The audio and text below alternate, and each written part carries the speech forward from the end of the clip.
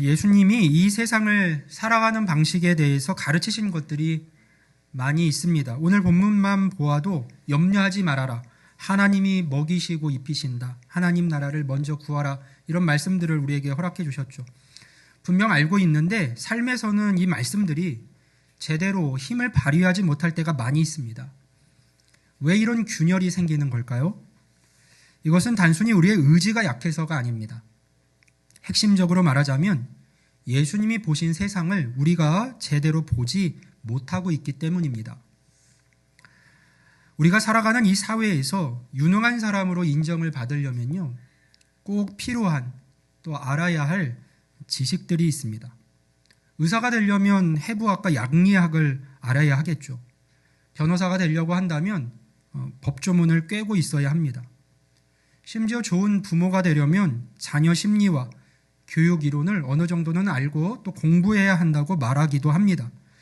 그런데 이러한 모든 세상적인 분야에서 전문가로 인정받기 위한 조건 목록에 좀처럼 등장하지 않는 지식이 하나 있죠. 하나님을 아는 지식입니다. 유능한 의사가 있어요.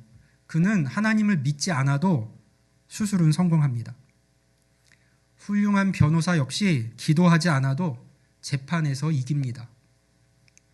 아이를 훌륭하게 키운 부모가 성경을 한 번도 읽지 않았을 수도 있습니다. 이러한 상황들이 이상하거나 잘못되었다는 거 아니에요. 다만 이러한 사실들이 우리 영혼에 조용히 그러나 깊이 어떤 메시지를 새겨 넣습니다. 현실은 하나님 없이도 돌아간다라고 하는 메시지예요. 이것은 누군가 가르쳐준 신념이 아닙니다. 공기를 마시듯이 학교에서, 직장에서, 매일의 경험 속에서 우리는 하나님을 믿는다고 말하는 동시에 하나님 없이도 충분히 돌아가는 세상을 경험하면서 날마다 그 메시지에 길들여지고 있습니다. 그렇게 물들어갈 때 오는 결과는 예측 가능합니다. 하나님이 조금씩 내 삶의 특정 구역으로 밀려나기 시작한다는 거예요. 이렇게 드리는 주일 예배, 새벽 기도, 성경 읽는 시간, 이 영역에서 하나님은 여전히 실제하시는 분입니다. 그런데 주중 바쁘게 찾아오는 업무 회의나 아이의 입시 전략을 짜는 고민의 시간들이나 내 통장 잔고를 확인하는 순간에는 하나님이 저 멀리 밀려나 버리고 내 삶의 현실적 문제와는 전혀 관련이 없는 분이 되어버립니다. 우리는 자녀의 시험을 위해서 기도하고 사업을 위해서 삶의 문제를 놓고 하나님께 기도합니다. 하지만 정작 생활 속에서 우리가 의지하고 마음을 내어주는 것은 하나님이 아니라 다른 것일 때가 많습니다. 당장 눈에 보이는 학원이나 어떤 수업, 모의고사 성적표, 내 삶의 인맥들, 자금력 같은 것들 말이에요. 분명히 말씀드리지만 그러한 것들을 우리 삶 속에서 점검하며 살아가는 것이 우리의 삶에서 다 불필요하고 의미 없다는 말이 아닙니다. 문제는 우리 가운데 기도를 하면서도 하나님이 실제로 내 삶에 개입하신다라고 하는 그 확신은 갖지 못하는 이들이 있다는 거예요. 그래서 어떻게 하게 됩니까? 기도하면서도 염려하게 되죠. 여기서 우리 시대의 신앙의 가장 기묘한 역설이 드러납니다. 우리는 하나님을 믿습니다. 전능하시고 모든 것을 아시고 사랑이 무한하신 분이라고 고백합니다. 그 고백은 진심일 겁니다. 그런데 삶의 결정 앞에서 그분이 지금 여기서 실제로 행동하시는 분이라는 신뢰가 작동하지를 않습니다. 신앙생활을 하지만 하나님을 신뢰하지 않는 것. 기도는 드리지만 그 기도를 들으시는 하나님을 정작 믿지 못하는 것. 이것이 현대 그리스도인의 민낯입니다. 이것은 단순히 우리의 신앙적 실패를 말하는 것이 아닙니다. 우리가 살아온 세상이 만들어낸 결과이고 그러한 세상을 보면서 살아가는 한 우리의 신앙이 바로 서기는 어렵다라고 하는 이야기이기도 합니다. 뿌리가 완전히 다른 곳에 있으니까요. 그렇기 때문에 이 뿌리를 바꾸는 것은 더 강한 의지로 해결되지 않습니다. 우리에게 필요한 것은 단순히 우리 눈에 보이는 세상이 아니라, 이 세상이 보여주는 세상이 아니라 우리의 모범이신 예수님이 보셨던 그 세상을 볼 수 있는 새로운 눈이 필요합니다. 그렇다면 예수님이 보셨던 세상은 어떤 세상일까요? 우리가 보는 세상과 예수님이 보신 세상의 가장 큰 차이는 이것입니다. 같은 세상을 살아가면서 우리는 자주 하나님이 없는 것처럼 느끼는데, 예수님은요, 항상 하나님으로 충만하신 세상을 보셨다는 거예요. 그분은 과연 어떤 하나님으로 충만한 세상을 보셨던 걸까요? 예수님은 요한복음 14장 9절에서 이렇게 말씀을 하셨습니다. 우리 같이 한번 읽어봅니다. 요한복음 14장 9절입니다.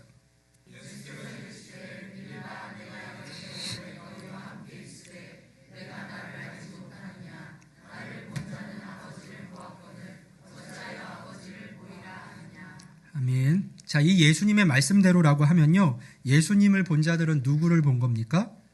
아버지 하나님을 본 겁니다. 그러니까 예수님이 어떤 분이셨는지를 우리가 살펴본다면 하늘 아버지가 어떤 분이신지도 우리가 알게 되겠죠. 복음서에서 발견하게 되는 예수님의 가장 두드러진 특징 중 하나는요, 그분 안에 있었던 충만한 기쁨입니다. 그분 안에 기쁨이 항상 충만해져 있었다는 거예요. 그분은 잔칫집에 가셨고 아이들과 함께 하셨고 식탁에서 웃으셨습니다. 죄인과 세리들은 그분과 함께 식사하기를 늘 즐거워했죠. 당연히 근엄하기만 하고 침울한 사람 주변에서는 잘 일어나지 않는 일입니다. 상황적인 것뿐만이 아니라 그분 스스로가 이렇게 말씀을 하셨어요. 예수님이 제자들에게 마지막으로 남기신 말씀 중 하나가 이것인데요. 요한복음 15장 11절 말씀입니다. 내가 이것을 너희에게 이름은 내 기쁨이 너희 안에 있어 너희 기쁨을 충만하게 하려 함이라. 아멘. 누구든지요, 자신이 가지지 못한 것을 나누어 줄 수는 없는 겁니다. 내 안에 있는 것만을 나누어 줄 수 있겠죠. 예수님이 기쁨을 주실 수 있었던 것은, 그것도 충만한 기쁨을 주실 수 있었던 것은 그분 자신이 기쁨으로 충만하셨기 때문이에요. 그 예수님께서 말씀하신 겁니다. 나를 본 자는 아버지를 보았다고. 그러니까 예수님 안에서 우리가 보는 그 기쁨, 따뜻함, 그 충만함, 그것이 바로 하나님의 실제 모습이자 하나님 안에 있는 것이라는 것을 우리가 알게 됩니다.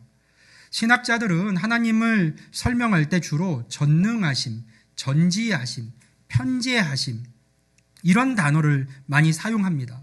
다 맞는 말이에요. 하나님 전능하신 분이시고 전지하신 분이시고 편재하신 분. 편재라고 하는 것은 가득 찼다라는 뜻이거든요. 온 우주 가운데 하나님은 가득 차 계신 분입니다. 그건 틀린 말이 아니에요. 그런데 그 단어들만으로는 다 설명할 수 없는 것이 있는 것이죠. 하나님은 기쁘신 분이에요. 무한히, 끊임없이 넘쳐서 그 충만한 기쁨을 나누어 주실 만큼. 그래서 스바냐 선지자는요, 하나님을 기쁨을 이기지 못하시는 분이다라고 묘사를 했습니다.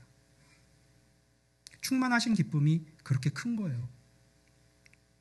봄이 되면 온 산에 진달래가 핍니다. 아무도 보지 않는 산골짜기에도 펴요. 이름 없는 능선에도 발길이 닿지 않는 벼랑에도 꽃이 핍니다. 누구 보라고 피는 걸까요? 누가 오기를 기다려서 피는 게 아니죠. 그렇다면 그 꽃은 왜 피는 걸까요?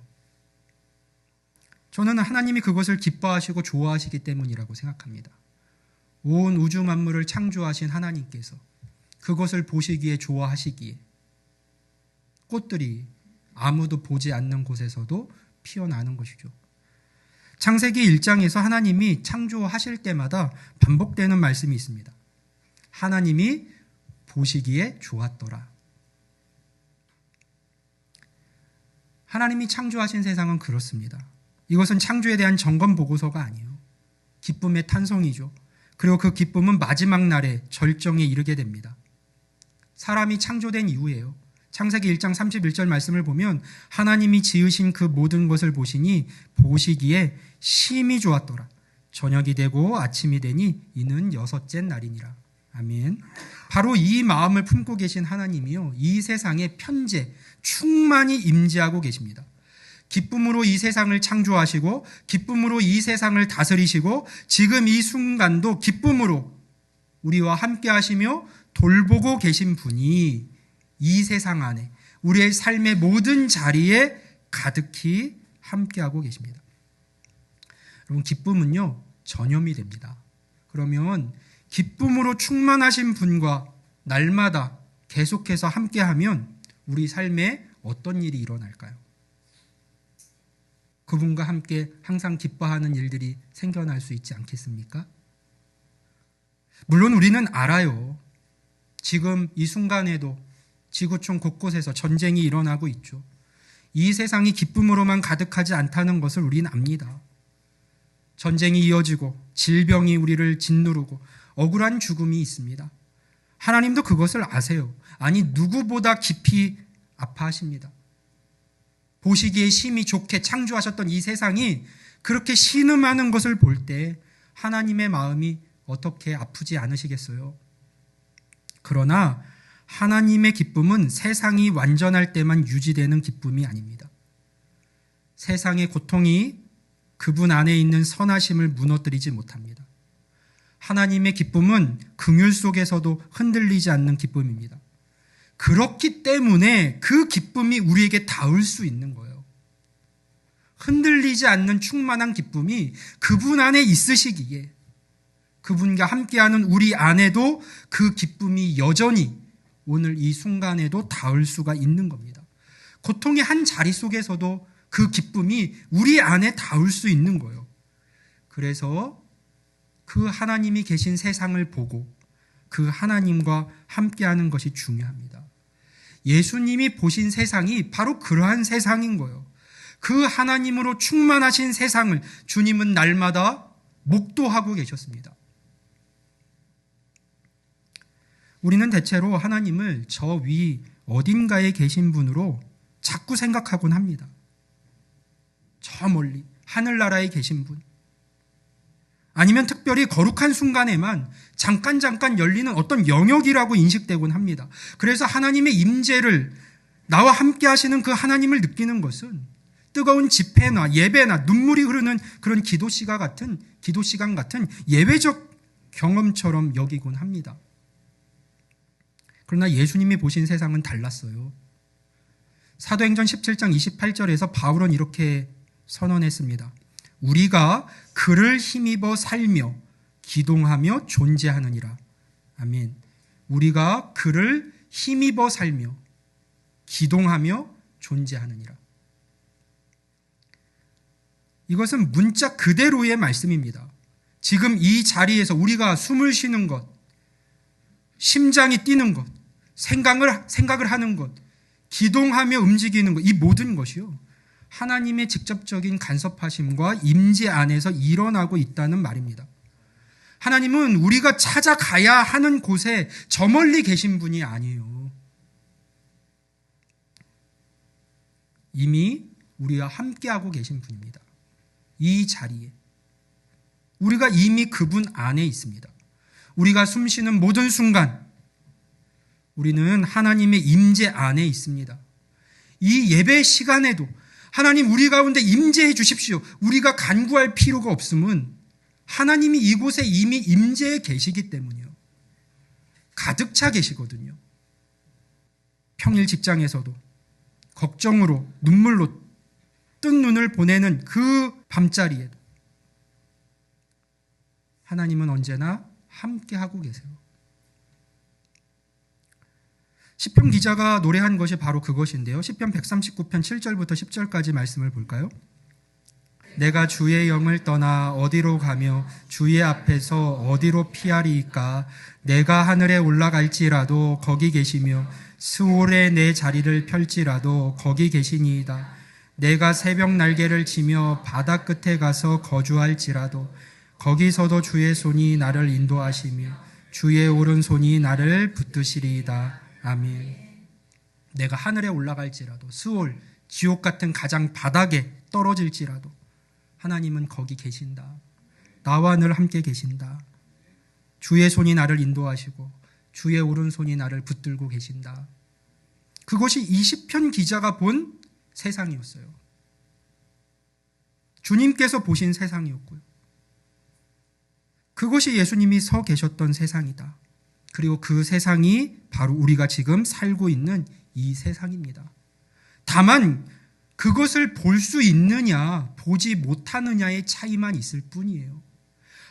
하나님이 없는 세상을 살아가느냐, 하나님이 충만히 임재하고 계신 세상을 살아가느냐, 그 차이입니다.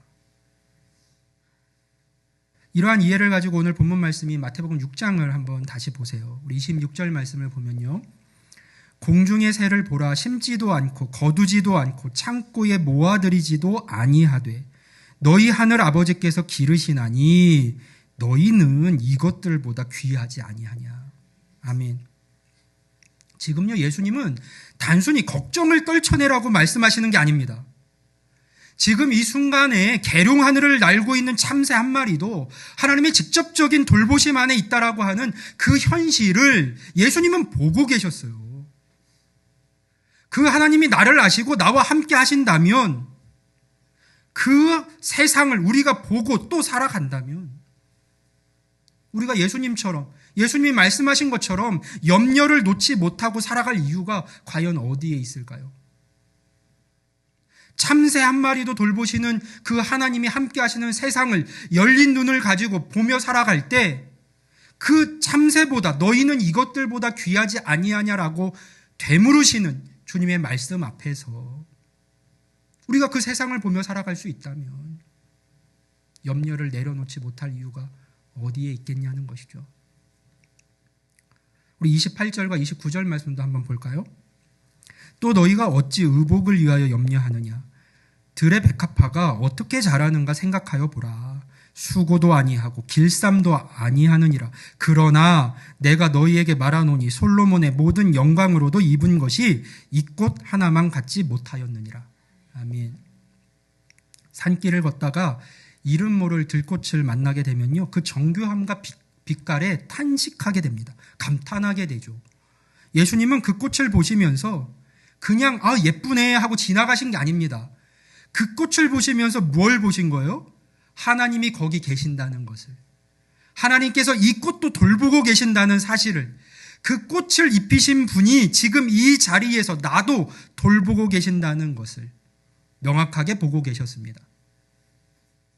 세상의 그런 새와 꽃을 보면서 하나님이 계신 그 세상을 주님은 계속해서 보셨던 거예요. 염려하지 말라는 명령이 그러한 인식 안에서 우리가 다시 들으면요, 새롭게 들립니다. 주님의 말씀은 지금 어떤 비현실적인, 말도 안 되는 어떤 이상주의자의 말이 아니라, 성경 속에서만 있을 수 있는 그런 이야기가 아니라, 하나님을 아는 자들에게, 하나님을 안다고 고백하는 자들에게 전해지는 가장 현실적인 삶의 요청입니다. 진정한 세상을 보라는 것이죠. 예수님은 이어서 말씀하십니다. 이는 다 이방인들이 구하는 것이라. 하나님이 없다면요, 염려하는 것이 당연합니다. 스스로 모든 것을 쥐고 만들면서 살아가야 하니까요. 그러나 하나님이 계신다면, 그분을 안다면, 또 그분이 아신다면, 그분이 돌보신다면 이방인처럼 염려할 이유가 없겠죠. 예수님이 믿음이 적은 자들아 라고 하셨을 때 그 말의 핵심이 여기 있습니다. 하나님의 사람들아, 너희가 서 있는 세상이 어떤 세상인지를 바로 보라. 하나님이 얼마나 깊이 이 세상에 관여하고 계신지를 분명하게 바라보라. 그것이 보이기 시작한다면 이전과 다른 삶을 살아갈 수 있다라고 말씀하고 계신 것이죠. 과거 사역했던 교회에서 있었던 일인데요. 한 집사님이 암 판정을 받으셨어요. 예상하지 못한 진단이었고 가정 전체가 흔들렸습니다. 그런데 치료를 받으러 병원을 오가면서 어느 날 병원 창밖에 피어있는 벚꽃이 눈에 들어왔다고 했어요. 하나님이 저 꽃도 피우고 계시는구나. 저 꽃을 알고 계시는 분이 나도 알고 계시는구나. 그것을 인식하는 순간에 이상하게도 마음이 고요해졌다고 하셨습니다. 상황은 달라진 것이 없었어요. 그러나 보이지 않던 세상이 보였고 세상이 달리 보이기 시작했습니다. 하나님이 없던 세상, 어떤 영향력을 끼치지 못하는 세상에서 하나님이 충만히 거하시고 전적으로 일하시는 그 세상을 보게 되었던 것이죠. 이것이 예수님 안에서 우리가 갖게 되는, 또 가져야 하는, 가질 수 있는 새로운 눈입니다. 특별한 신비 체험이 아니에요. 세상을 있는 그대로, 그러나 하나님이 충만히 임재하시는 세상으로 우리가 바라보는 겁니다. 기쁨이 충만하신 하나님께서 일하시는 세상을 보는 것이죠. 그 눈이 열릴 때 우리가 늘 일상적으로 살아가던 그 같은 세상이 다르게 보이고요. 같은 말씀이 다르게 들리고 같은 하루가 다르게 사라집니다. 그래도 우리 안에 어떤 걱정이 올라올 수 있습니다. 야, 그래도 말이 그렇지. 정말 예수님처럼 세상을 바라보면서 살아도 괜찮은 걸까? 안심해도 되는 걸까? 또 그 세상이 실제라는 것을 내가 어떻게 믿을 수 있을까? 이런 질문들이 떠올라질 수 있어요. 우리는 흔히 예수님을 이렇게 받아들이곤 합니다. 죄가 없으신 분, 사랑이 넘쳐나시는 분, 우리의 모든 죄와 그 죄의 결과로부터 우리를 자유케 하시는 구세주. 복음 안에서 정확한 이해를 가지고 계신 겁니다. 그런데 조금 더 깊이 예수님을 생각해 볼 필요가 있어요. 과연 예수님이 그런 분이시기만 한 걸까요? 여러분, 살아가면서 우리는 어떤 사람의 판단을 더 신뢰할까요? 착한 사람일까요? 아니면 그 분야를 실제로 잘 아는 사람일까요? 자, 이렇게 생각을 해보겠습니다. 여러분, 병이 났을 때 여러분은 마음이 따뜻한 사람의 처방을 따르시겠습니까? 아니면 그 병을 실제로 잘 아는 의사의 처방을 따르시겠습니까? 회사가 위기에 처했을 때 친절한 사람의 조언을 구하시겠습니까? 아니면 그 산업을 실제로 잘 알고 꿰뚫어 아는 전문가의 조언을 구하시겠습니까? 답이 너무 분명하죠. 우리가 누군가를 신뢰한다는 것은 단순히 그 사람이 선하기 때문만이 아닙니다. 그 분야를 잘 알고 실제로 그 일을 잘 해낼 수 있다라고 여겨지기 때문이죠. 그렇다면 예수님은 어떤 분이십니까? 여러분이 생각하는 예수님은 어떤 분이세요? 그분은 단순히 선하신 분입니까? 아니면 능력 있으시고 우리의 삶 전체를, 현실 세계를 꿰뚫어 보시고 아시는 분입니까? 한마디로 말해서 예수님보다 이 세상의 전문가가 또 있으실까요? 우리의 삶의 걸음을 예수님보다 더 잘 아시는 분이 계실까요? 인생의 전문가는 누구실까요? 이것이 선명해질 때 그분을 향한 신뢰는 전혀 다른 차원으로 깊어집니다. 골로새서 2장 2절과 3절은 이렇게 말씀하고 있는데요.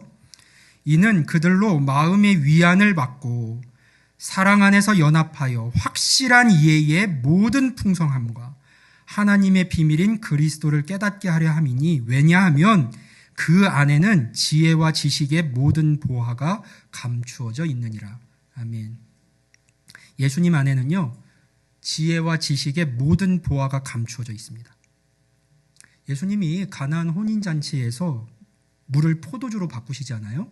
그러셨을 때 그분은 물질 세계의 모든 원리를 아셨기에 그 일을 행하실 수 있었어요. 우리는 오랜 연구 끝에 그 성분을 분석해 냈지만 그분은 그 재료 자체를 만드시고 바꾸실 수 있는 분입니다. 골로새서 1장 16절과 17절은 이렇게 증언하고 있는데요. 같이 한번 읽어볼까요? 시작.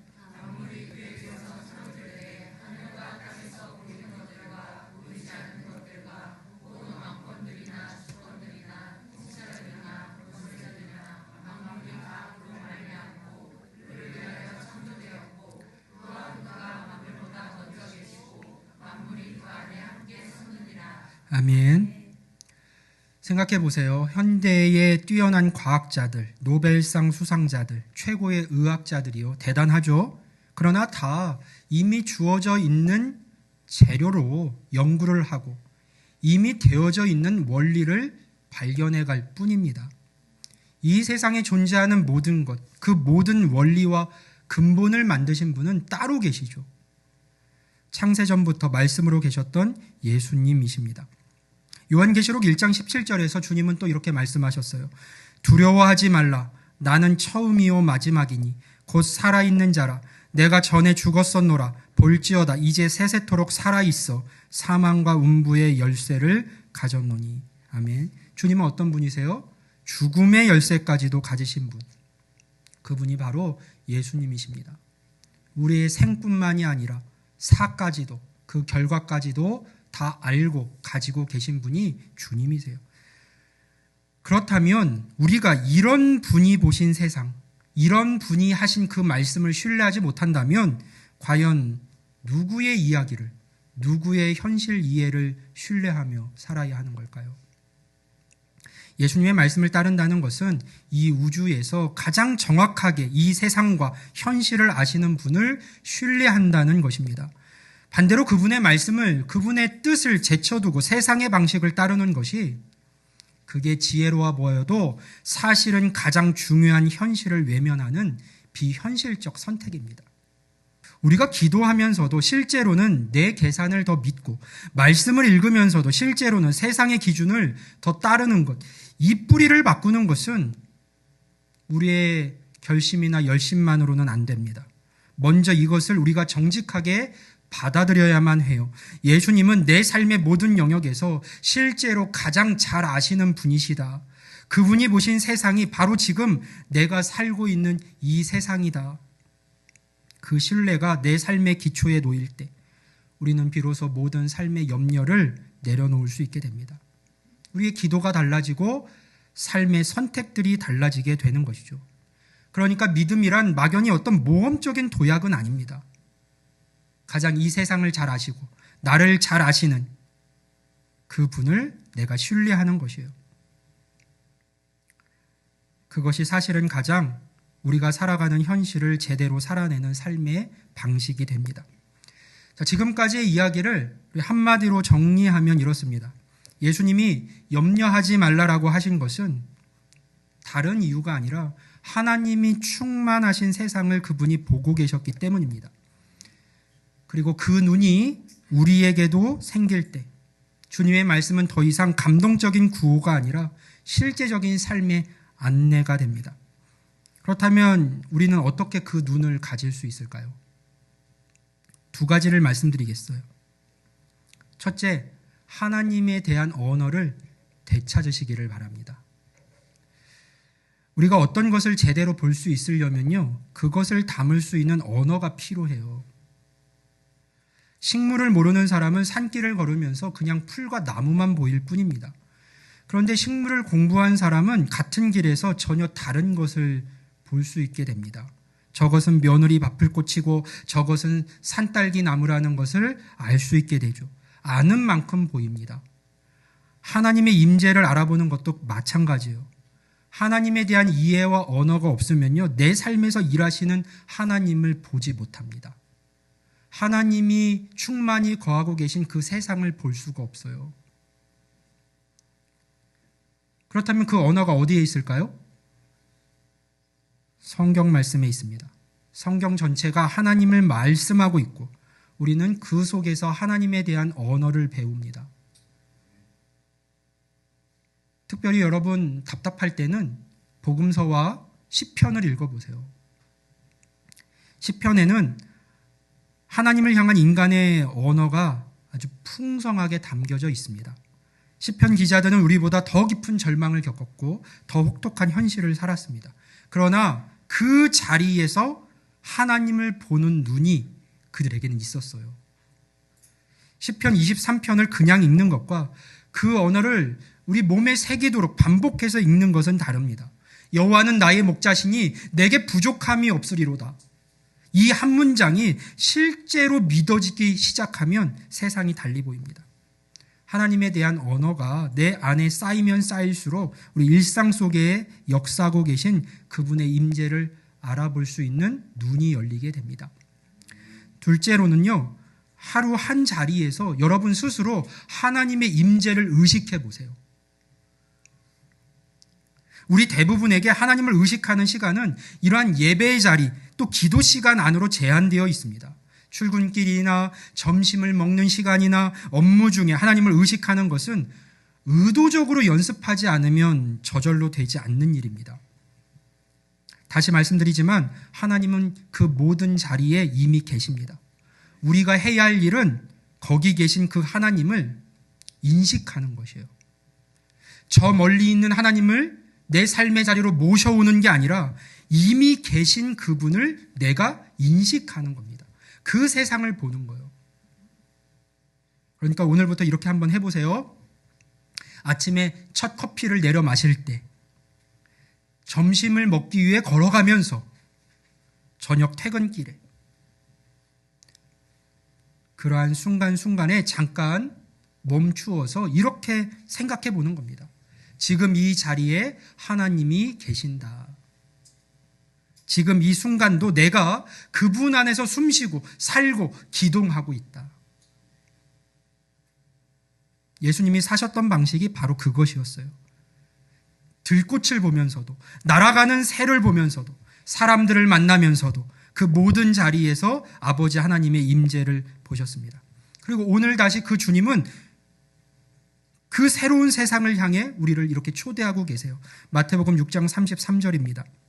그런즉 너희는 먼저 그의 나라와 그의 의를 구하라. 그리하면 이 모든 것을 너희에게 더하시리라.